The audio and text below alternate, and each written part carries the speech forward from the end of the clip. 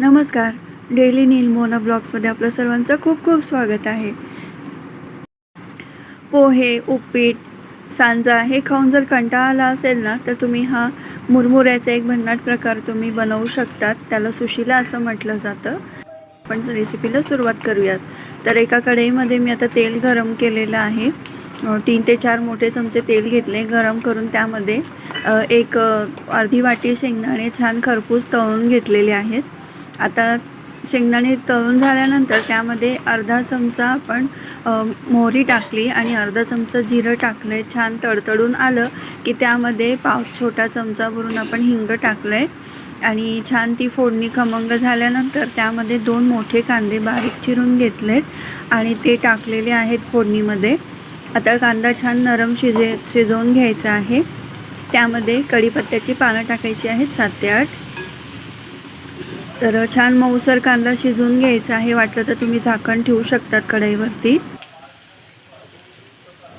कांदा छान मऊसर होईपर्यंत ना आपण मुरमुरे भिजवत घ्यायचे आहेत.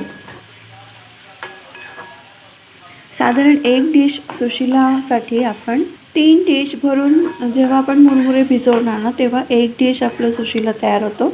या हिशोबाने तुम्ही अंदाजाने मुरमुरे घ्यायचे आहेत. तर मी इथे 4 ते 5 डिश भरून मुरमुरे भिजवलेले आहेत. 2 पाण्याने धुवून घ्यायचेत आणि मुरमुरे धुण्यामध्येच नरम होऊन जातात बरेचसे. तर त्याच्यातलं पाणी निथळून आहे ना गाळणीवरती ठेवून द्यायचे आहेत 5 ते 10 मिनिटासाठी. तोपर्यंत कांदा आणि टोमॅटोसुद्धा शिजतो. मुरमुरे भिजवण्याच्या आधी थोडे गाळून घेतले तरी चालेल, म्हणजे त्याच्यातली बारीक रेव वगैरे असेल तर ती निघून जाते.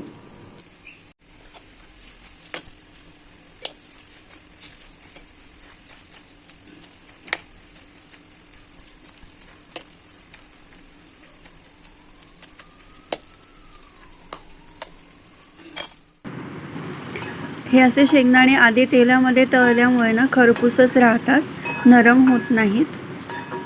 आता त्यामध्ये मी थोडा टोमॅटोसुद्धा टाकलेला आहे. 1 टोमॅटो बारीक चिरून टाकला आहे आणि तो टोमॅटो छान नरम शिजू द्यायचा आहे. आता कांदा टोमॅटो छान शिजून आल्यानंतर त्यामध्ये पाव चमचा आपण हळद टाकली आहे आणि 1 चमचा भरून आपण त्यामध्ये तिखट टाकलेलं आहे. लाल तिखटच्या ऐवजी तुम्ही हिरवी मिरचीसुद्धा वापरू शकतात.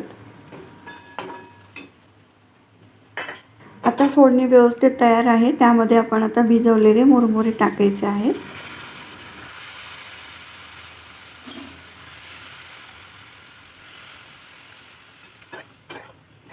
मुरमुरे व्यवस्थित आता मिक्स करून घ्यायचे आहेत फोडणीमध्ये, म्हणजे सर्व बाजूने त्याला तिखट आणि हळद लागेल.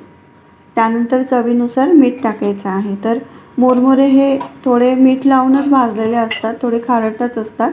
तर मुरमुरे चाखून बघायचे. धुण्यामध्ये म्हणजे आपण मुरमुरे ओले केल्यामुळे त्याचं बरंचसं मिठाचं प्रमाण कमी होतं, तर खाऊन बघायचं, चव घेऊन बघायची आणि त्या अंदाजाने मीठ टाकायचं आहे.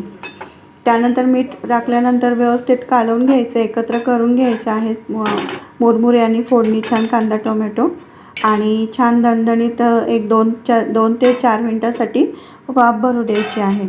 आणि जसं आपण पोह्यांवरती कोथिंबीर वगैरे टाकून तसंच खोबऱ्याचा किस वगैरे टाकून जसं सर्व करतो त्या पद्धतीने आपण प्लेटमध्ये घेऊ शकतो.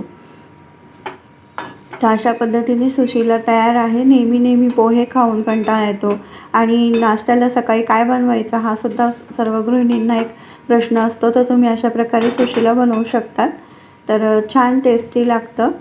तर रेसिपी कशी वाटली याबद्दल नक्की कमेंट करा आणि रेसिपी आवडल्यास लाईक, शेअर आणि सबस्क्राईब करायला विसरू नका. वेळात वेळ काढून आपला व्हिडिओ बघितला त्याबद्दल खूप खूप धन्यवाद. तर भेटूयात आपण आता पुढच्या व्हिडिओमध्ये. थँक्यू.